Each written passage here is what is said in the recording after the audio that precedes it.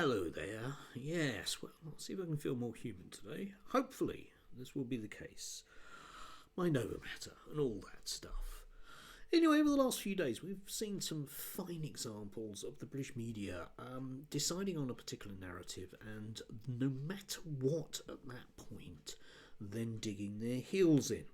I'm sure you're very familiar with the awful story which got so much publicity on Monday and indeed over the weekend about the poor man who just couldn't cross the street because the police were so horrible to him, which did actually very rapidly unravel, but not to the extent that the mainstream press cared about. So the guy yesterday got a very soft soap interview in places like Julia Hartley Brewer. Oh, tell me again what the bad people did to you, you poor man. Yes, anyone that knows anything about safeguarding would be up in arms about that line of questioning, but there we are. That's British journalism for you. After all, there are good people and there are bad people, and the good people can't be bad people.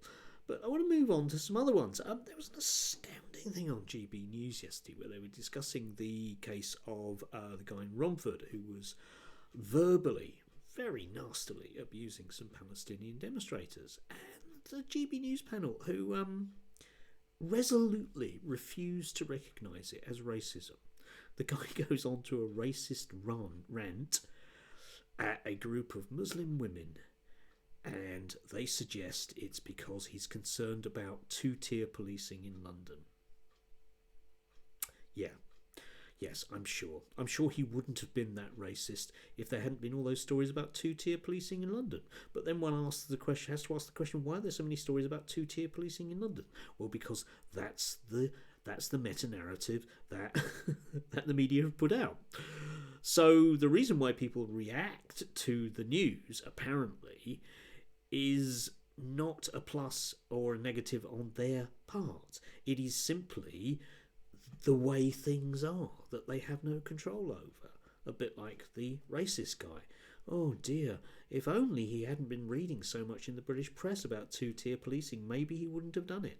Well, maybe if he wasn't a racist, he wouldn't have done it. However, in the real world, he is. Let's call racism for what it is, GB News. Let's not make excuses for people when they're racists. I know it's part of your raison d'etre and indeed a major part of your audience. And lastly, yesterday, we had this brilliant story, one of these ones that you know isn't true, about a poor student at Exeter University a while ago. Won't tell, we'll slip that one in quietly, who, for some reason, not really quite sure, got into a lot of trouble because he suggested he didn't like veganism. Now, if you read the actual article, and a lot this again was another one of those ones that cropped up online. A new poor man being interviewed, poor bless him, suffered from depression because of it. Awful, awful, awful. But if you read the actual story, dig into it a little bit, you realise that no, that wasn't the case, was it? No. That there was a lot more going on there, which the guy hasn't admitted to, and nobody in the British media is going to question him about. And oddly enough, the guy who's in charge of the campaign for academic freedom, writer for this Spectator et al., is this guy's professor. This is an incident that happened, 3 years ago, basically. And yet we're just hearing about it now. Yes. How convenient. How convenient that we can make up. It's just patently made up, isn't it?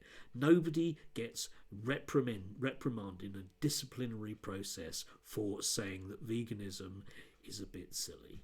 No, they don't. You can't make it up. You can't dress it up.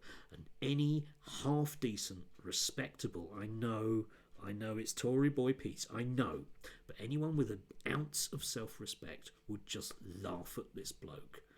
But no, that's the British media for you, okay?